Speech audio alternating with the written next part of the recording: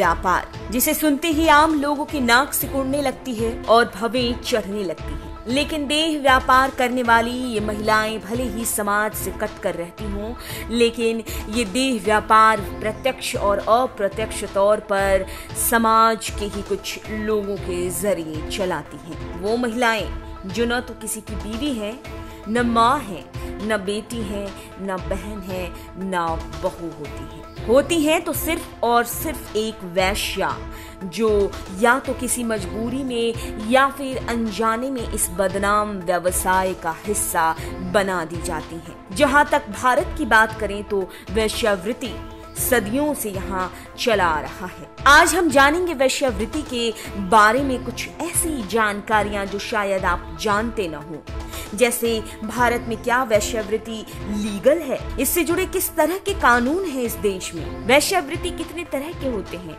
इन सभी सवालों के जवाब तलाशने की कोशिश करेंगे। लेकिन उससे पहले अगर आपने चैनल सब्सक्राइब नहीं किया है तो चैनल सब्सक्राइब कर लें, बेल आइकन दबाना बिल्कुल न भूलें। वीडियो पसंद आए तो लाइक करें, कमेंट करें और शेयर करें। महिला एवं बाल विकास मंत्रालय की तरफ से सामने आई एक रिपोर्ट पर गौर करें तो भारत में देह व्यापार से 30 लाख से ज्यादा महिलाएं जुड़ी हुई हैं, जिसमें 36% महिलाओं को 18 साल की उम्र की होने से पहले ही इस व्यापार से जुड़ना पड़ा।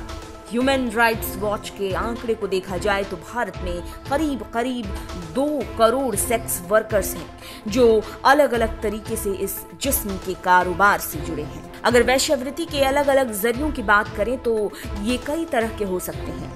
पहला है वैश्यालय, जहां शहर के एक हिस्से में सभी वेश्याएं एक साथ रहती हैं और इस काम को अंजाम देती हैं, जैसे कि दिल्ली की जीबी रोड या फिर मुंबई का कमाठीपुरा या फिर रेड लाइट एरिया कोलकाता का सोनागाछी।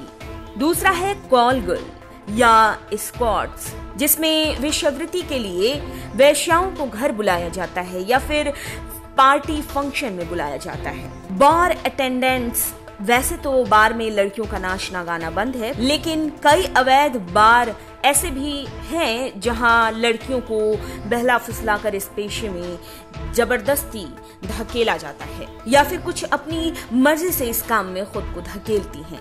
ऐसी कई खबरें भी सामने आती हैं कि फलाने अवैध बार में जिस्म फरोशी का काम चल रहा था। वेश्यावृत्ति का एक जरिया मसाज पार्लर भी हो सकता है। सभी मसाज पार्लर तो ऐसे नहीं हैं, बल्कि कुछ ही पार्लर के बारे में ऐसी खबरें सुनने को मिलती हैं कि छिपकर वहां वेश्यावृत्ति चलाया जा रहा है। वेश्यावृत्ति के जरिए होने वाली कमाई के आंकड़ों पर गौर करें तो देश में हर रोज करीब 2000 लाख रुपए का व्यापार होता है।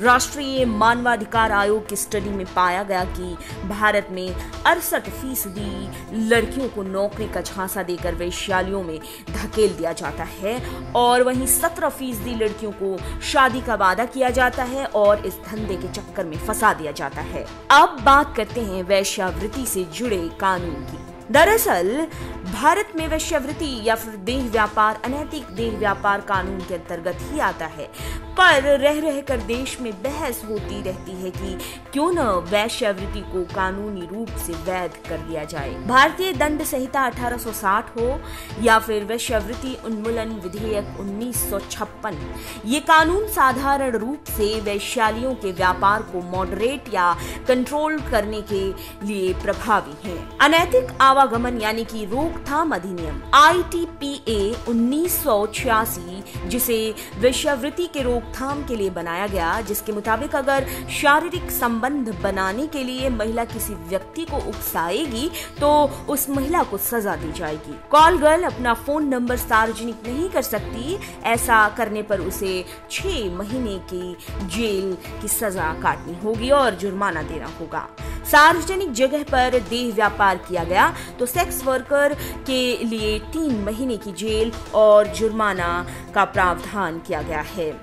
ग्राहक के लिए प्रावधान है कि एक ग्राहक सार्वजनिक जगह के 200 गज की दूरी में वेश्या के साथ संबंध बनाते पकड़ा गया तो उसे यौन संबंधों में संलग्न होने का आरोपी पाया जाएगा और फिर उसे 3 महीने की जेल और जुर्माने की सजा का प्रावधान है। सेक्स वर्कर की उम्र 18 साल से कम है तो ग्राहक को 7 से 10 साल की सजा दी जा सकती है। वेश्यालय चलाने वाले व्यक्ति को लेकर प्रावधान है कि अगर व्यक्ति वेश्यालय चलाता पाया गया या फिर किसी और के द्वारा चलाता पाया गया या फिर किसी वेश्यालय के चलाए जाने में मदद कर रहा है तो इस व्यक्ति को 3 साल का सश्रम जेल और 2000 रुपए का जुर्माना देना होगा। ऐसा करते अगर वो व्यक्ति दोबारा पाया गया तो उसे 2 से 5 साल की सजा हो सकती है और 2000 रुपए जुर्माना भरना पड़ सकता है। वेश्यावृत्ति को भारत में कानूनी रूप से मान्यता नहीं दी गई है, जिसकी वजह से वेश्याओं के पास कोई विशेषाधिकार नहीं है। इनके पास वही अधिकार हैं जो आम नागरिकों को दिए गए हैं। कई बार वेश्यालयों को कानूनी मान्यता देने को लेकर आवाज उठाई जाती रही है।